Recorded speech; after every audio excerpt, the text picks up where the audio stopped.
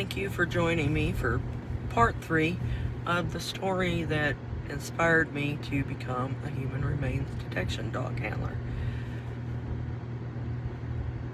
And my name is Lynn Parsons. Thank you, in case I forgot to say that, which I did. So, pertaining to my ex-husband and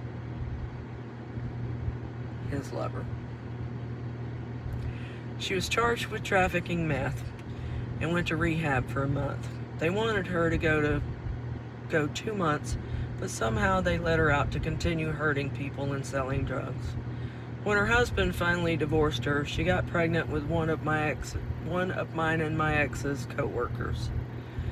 He was a licensed plumber, family man, and moved her to a smaller town where she continued to sell drugs. She ended up with 11 children and several DUIs. I wish she had actually faced accountability for all the damage she did to others, but that never seems to happen. I purchased a pet grooming shop in Florida and attempted to get my ex off drugs, but learned eventually no one can compete with an addiction. I spent several months attending Al-Anon meetings where I learned I was not alone. My marriage had been a lie the entire time. I lost 15 years on a dead end. Once I stopped repeating the same mistakes over and over, I thrived. I regret I lost out on so many years trying to please a junkie. Use my life as a cautionary tale. Do not marry young. Do not be a slave to a man with substance abuse issues. Do not accept any form of abuse. And stay child-free until your brain is completely developed at 25, and never sacrifice for anyone not meeting you in all facets of the relationship.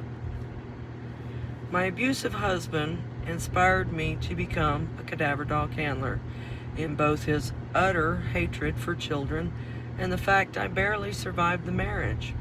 I came very close to occupying a clandestine grave, and I wanted to make sure no abused woman or child would be denied justice on my watch.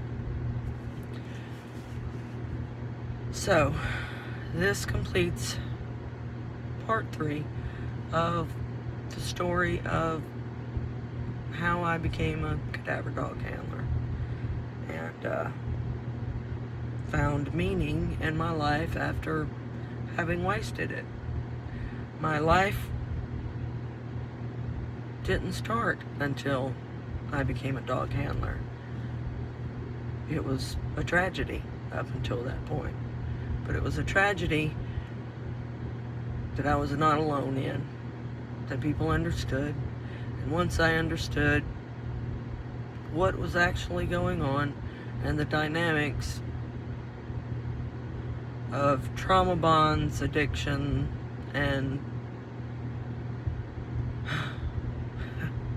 being codependent, I learned. It was a hard lesson, and I still carry scars on my body, several scars, from the abuse I took from that man. I have a permanent limp from the abuse I took from that man. None of my marriage was positive. I was groomed by a man who was much older than I was, who had no intention of ever being a good husband, a good provider, a good man, or a decent human being. A little later, today, once I finished writing all that, I saw something posted and I wanted to share it. Don't let a man talk you out of a dream life because he can't afford it. Let me repeat that.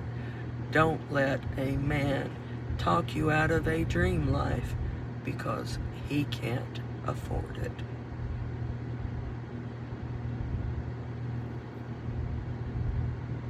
Good evening, everyone. I hope you have a wonderful evening. I hope some burrowing owls showed up in the background while I was speaking to entertain you. And hopefully I can make an impact on someone else's life. Maybe someone will be smarter than I was. Thank you.